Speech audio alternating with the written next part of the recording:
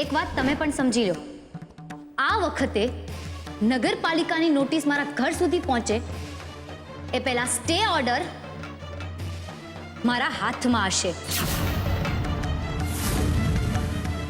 ગમી તારી શાંતિલાલ શાહને ચેલેન્જ ફેંકવાની સ્ટાઇલ મને ગમી કિંજલ, પણ તું એક વાત ભૂલી જાય છે, મારી પાસે પાવર. મેં સપને પણ નહોતું વિચાર્યું કે આ નીરવ આમ અચાનકથી મારી જિંદગીમાં આવશે અને મને ટી સ્ટોલ ઊભો કરવામાં મદદ કરશે. પણ મને હજુ સુધી એક વાત નથી સમજાય. અચાનકથી ગુસ્સો કરતો, પરસેવે રેપ જેપ થઈ જતો આ નીરવ આ બધું શું કામ કરી રહ્યો છે? નિર્દોષ સેવા છે કે પછી એનો આ મદદ પાછળ કોઈ સ્વાર્થ છુપાયેલો છે? પણ આવી વાત પૂછાય પણ કેવી રીતે? 1 2 3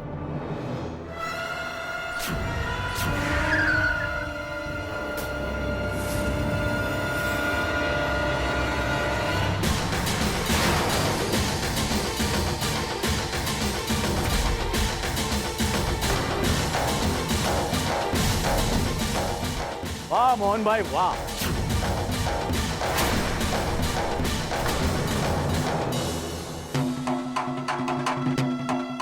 વાહ કિંજલ બેટા, તું પણ આવી છે? હા, પણ તમે અહીંયા શું કામ? શાંતિલાલ શાહ? હું આ નીરવને જોઈને.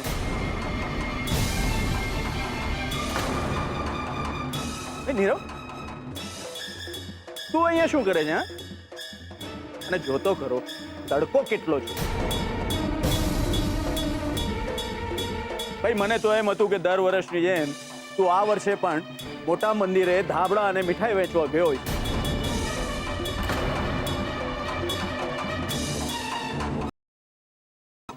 અરે હા, ભૂલી ગયો. મારી ઉંમર થઈ છે ને. તે મને કહ્યું હતું કે તું આ વખતે કંઈક જુદી રીતે દાન પુણ્ય કરવા માંગે છે.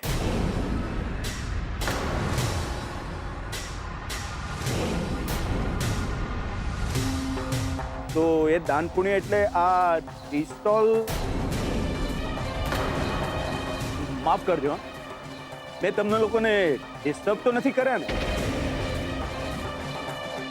આ બીજલ છે ને? ને કિંજલ બેટા, સાલ મુબારક.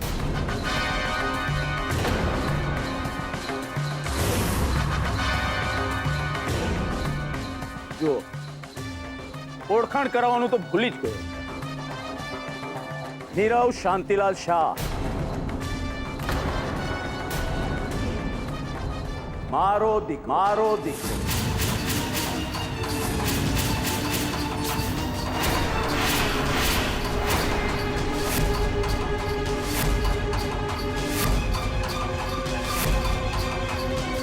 કિંજલ બેટા, આમ ધારીને નીરવ સામે શું જોઈ રહી? એમ ભૂરિયા કરવાથી કઈ પૈસા નથી મળી જવાના. અને આપણે જે એક કહેવત છે ખબર છે ને, બાપ એવા બેટા અને વડ એવા ટેટા.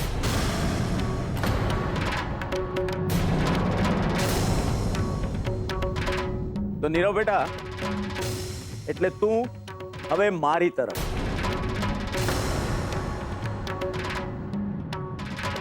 આ બાજુનો તારો રૂલ હવે પૂરો થયો. બાકી મોહનભાઈ, તમે માનો કે ના માનો, પણ મારો આ દીકરો હોશિયાર તો ખરો કે નહીં, કે છેલ્લી ઘડી સુધી એણે તમને લોકોને ગંધ પણ નહીં આવવા દીધી હોય કે મારો દીકરો છે શાંતિલાલ શાહનો.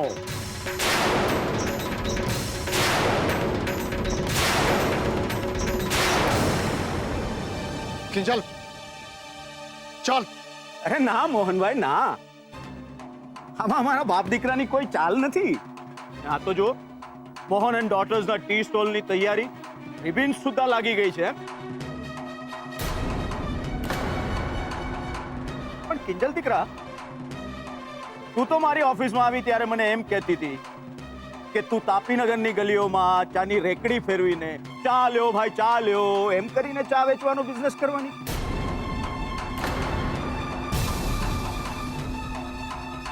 અને એની માટે તે તો મને પાર્ટનરશિપની ઓફર પણ કરી હતી. પછી શું થયું? પ્લાન વર્કઆઉટ નહીં થયો એટલે બાપ દીકરી મળીને વોકઆઉટ કરી રહ્યા છો. ચાલ કિંજલ. અરે ના મોહનભાઈ ના, હું જ્યારનો આવ્યો ત્યારનો તમે કિંજલ ચાલ કર્યા કરો છો. તે ભલા માણસ મારો કોઈ વાંક ગુનો? હું કહું છું બેસીને મારી સાથે 2 મિનિટ વાત કરો તો મને કઈ ખબર પડે. કે પછી મારા પાવરનો પરચો મળ્યા પછી મારી સાથે વાત કરતા પણ ડર લાગે છે.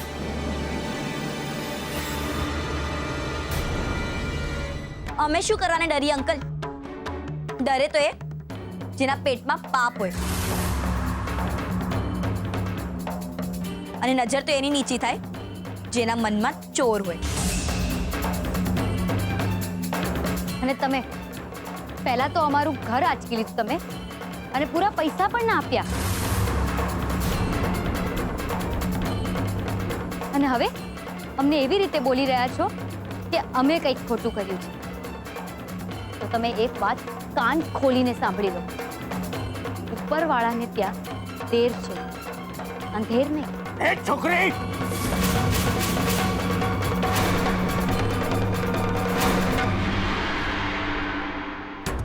હા એટલે હું તો એમ કહેતો હતો કે હું આવા અવાજમાં પણ વાત કરી શકું છું. પણ ભાઈ હું તો એક સીધો સાદો વેપારી માણસ, એટલે મારાથી એમ વાત ન થઈ. અને મને એમ લાગે છે કે હવે તમારો આ રિબિન કાપવાનો કાર્યક્રમ તો મોકૂફ જ રહેવાનો છે. તો મોહનભાઈ લિફ્ટ આપી દઉં, ક્યાંક ડ્રોપ કરી દઉં? એની કોઈ જરૂર નથી. ચાલ કિંજલ. કિંજલ,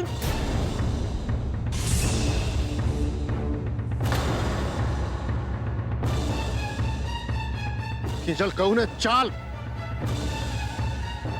ચાલ.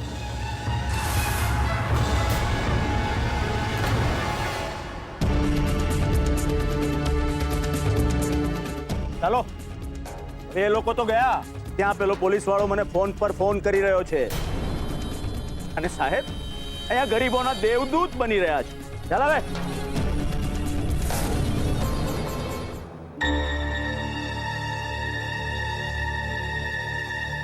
સેજલ ઊભી રહે તું.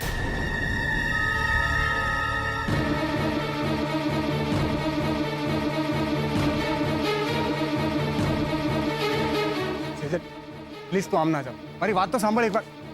એમ હજુ સંભળાવવાનું બાકી છે? કાંઈ સંભળાવી. અમે તો સાંભળવા માટે જ છીએ ને. ગરીબ, પરવશ, આશ્રિત તમારા ઘરના. સંભળાવી દે. તારા પપ્પાએ કંઈ બાકી રાખ્યું નથી. તું પણ સંભળાવી દે એટલે પત્તું થાય. સેજલ પ્લીઝ આવું ના બોલ ને. પપ્પા વતી હું માફી માંગુ છું. બસ આઈ એમ સોરી. સારું, તો ચાલ મારી સાથે વકીલને ત્યાં. ઘરના કાગળિયા તારા નામ કરાવવા માટે. આ બધું કરવાની શું જરૂર છે? સેજલ, જ્યારે આપણે જિંદગી એકબીજાને નામ કરી નાખી હોય તો પછી ઘરને લઈને શું કામ ઇશ્યુ ઊભા કરે છે તું? ઇશ્યુ મેં નહીં, તારા પપ્પાએ ઊભો કર્યો છે. અને ક્યાંક ને ક્યાંક તે પણ. અરે હવે સમજાયું કે પપ્પા ફાઇલને લઈને આટલા અપસેટ કેમ હતા.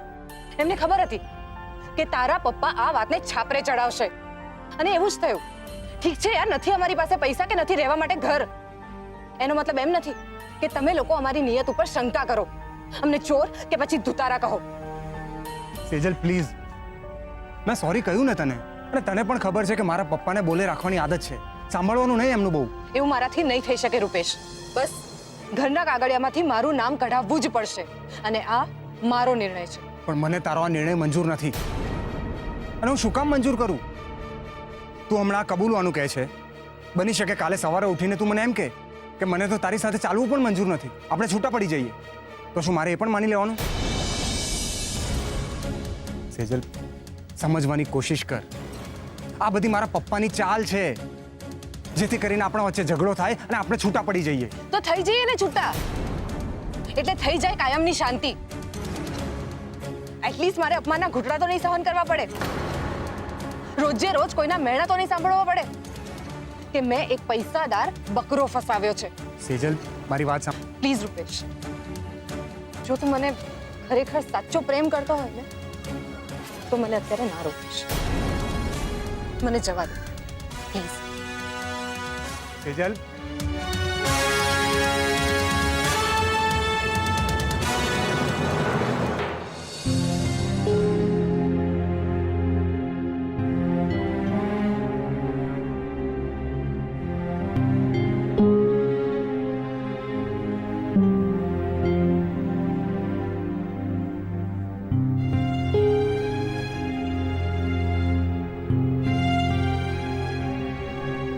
પપ્પા,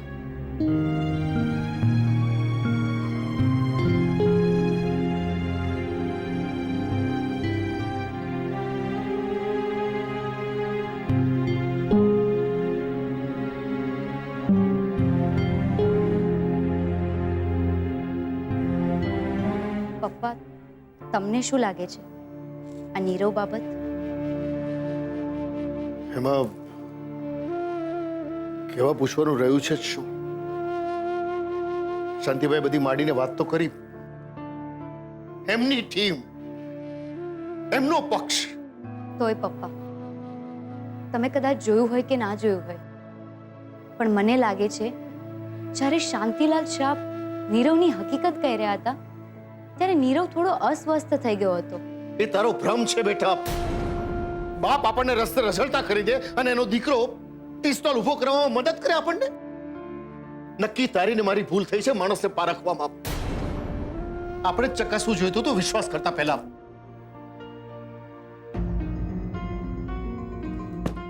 એકદમ સાચી વાત કરી પપ્પા તમે.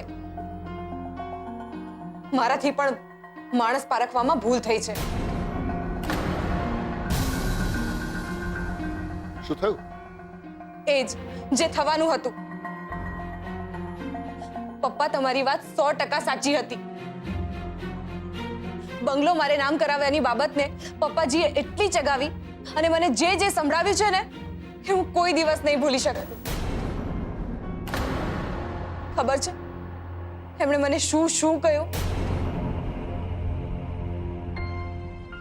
ને આલે નાના મમ્મીજી, તમારા આશીર્વાદ જ બસ છે. આ તો દિવાળીની બોણી કહેવાય બેટા, એને ના ન પડાય. કે પછી આ ગિફ્ટની સાઈઝ નાની પડી એટલે ઇન્ટરેસ્ટ નથી. તમે તો એવી વાત કરી રહ્યા છો જાણે રૂપેશને મેં બંદૂકની અણીએ રાખીને એ બંગલો મારા નામે કરાવ્યો હોય. અરે બંદૂકની શું જરૂર? તારી પાસે તો છે ને પ્રેમની અદાઓ. અને રૂપેશ એ પણ કાંઈ ના કરી શક્યો. બિલકુલ નીરવની જેમ જ. બાપની સામે કઈ ના ચાલે. બાપ? નીરવના પપ્પા કોણ છે? શાંતિલાલ શાહ. વોટ? આ તો શું બોલી રહી છે? એ જ જે શાંતિલાલ શાહે પોતાના મોઢે જણાવ્યું જ્યારે નીરવના કહેવા પર અમે આપણા નવા ટી સ્ટોલ પર ગયા હતા ત્યારે. બાપ રે, હવે તો મને ધીરે ધીરે રૂપેશ પર પણ ડાઉટ જઈ રહ્યો છે કે ક્યાંક એ અને પપ્પાજી મળેલા તો નહીં હોય. કંઈ પણ ના બોલ સેજલ. રૂપેશ જીજુ એવા નથી. અરે પણ લોહીના સંસ્કારનું શું બેટા? શાંતિલાલે આજે શું કહ્યું સાંભળ્યું નહીં તે? બાપ તેવા બેટા અને વડ તેવા ટેટા. અરે જેમ નીરવ અને શાંતિલાલની ટીમ હોઈ શકે એ જ રીતે માસુકભાઈ અને રૂપેશ કુમારની પણ હોઈ શકે ને? હું નથી માનતી.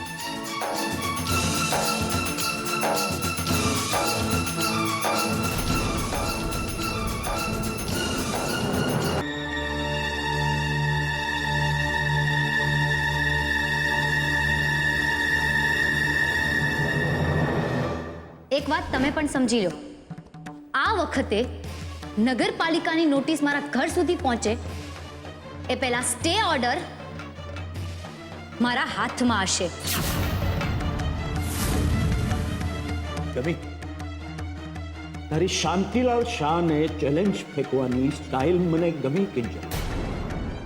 પણ તું એક વાત ભૂલી જાય છે, મારી પાસે પાવર, પૈસો, પરમિશન બધું જ.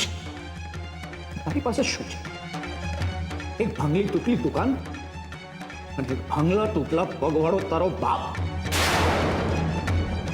કંઈ જ નથી તારી પાસે. મારા માટે એ બસ છે. બાકી એક વાત તો નક્કી છે, ફ્લાયઓવર તો હું નહીં જ પડવા. હું તો મારી સાઈડથી બીજા પૈસા આપવા તારા બાપની પાસે ગયો પણ એને પૈસા ન લીધા. એ આડો ચાલે તો હું શું કરું? મારે શું ચૂપચાપ ઉભા રહેવાનું? એ મારું અપમાન કરે ને મારે જોયા કરવાનું? અને તમે પણ એમના સ્વાભિમાન સાથે રમત માંડી, એનું શું? જે લોકો જમાઈના ઘરમાં રહેતા હોય ને એના મોઢે સ્વાભિમાન જેવો શબ્દ સારો ન લાગે. અને બીજી વાત, હવે જો તમારે બાકીના પૈસા જોતા હોય તો જઈને કે તારા બાપને આવે અહીંયા ઘૂંટણીએ પડે મારી સામે, આજીજી કરે, કાપરૂદી કરે. અને આ વાત તો એકદમ નહીં બને. મારા પગે મારી માફી માંગી અને પછી હું વિચાર કરીશ મારે બાકીના પૈસા આપવા કે નહીં.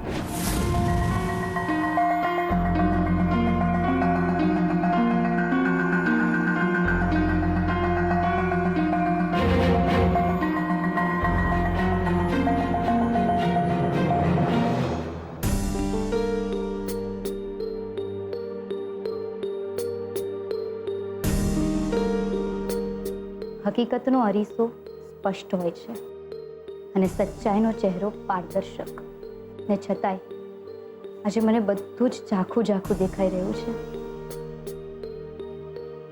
ખબર નથી પડતી અરીસા પર ધૂળ જામેલી છે કે પછી મારી આંખો હકીકત જોવા માટે અસમર્થ બની ગઈ છે. બસ ખબર છે તો એક જ વસ્તુ, મારી કલમ અને મારા વિચારો એક શબ્દ પર અટકી રહ્યા છે અને એ શબ્દ છે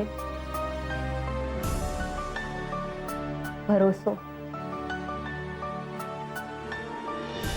ખબર નથી પડતી આ ભરોસો મારા જીવન માટે ઘાતક છે કે પછી મારી મુસીબતોની સામે ત્રાટક. શરૂઆત સુશાંતથી કરીશ, જે મારી જિંદગીમાં આવ્યો, મારો ભરોસો મેળવ્યો અને વિશ્વાસઘાત કરીને જતો રહ્યો. ને પછી ઉત્કર્ષ. ઉત્કર્ષ વિશે તો શું કહું, એની સાથેની તો દોસ્તી જ મારા માટે ઘાતક સાબિત થઈ. અને હવે નીરવ આવ્યો છે મદદનો હાથ લઈને. નીરવ શાંતિલાલ શાહ. શાંતિલાલ એ જ જેને અમારી જિંદગીમાં ઝેર ઘોળી દીધું અને નીરવ એનો જ દીકરો છે. તો શંકા તો થવાની જ ને. ખબર નહીં ક્યાંક ફરી પાછી હું એ ઘાતવાળા વિષચક્રમાં ફસાઈ ગઈ તો, ક્યાંક ફરી પાછું એ ઘાતવાળું વિષચક્ર ચાલુ થઈ ગયું તો. થયું હોય કે નહીં એ તો નથી ખબર, પણ એક વસ્તુ બરાબર સમજાઈ રહી છે, નીરવ માટે શંકા ઉદ્ભવી એ તો ચાલુ થઈ જ ગયું છે. એ ડાયરી આજે બસ જે મનમાં આવે એ લખી રહી છું. વગર વિચારે તારા પાનાઓ પર મારા મનની વાત ઉતારી રહી છું અને પૂછી રહી છું મારી જાતને,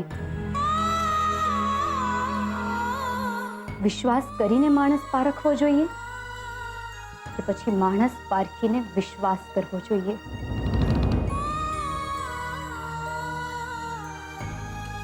બહુ મોટો પ્રશ્ન છે, બહુ મોટો. અને એનાથી પણ મોટો છે આ પ્રશ્નાર્થ.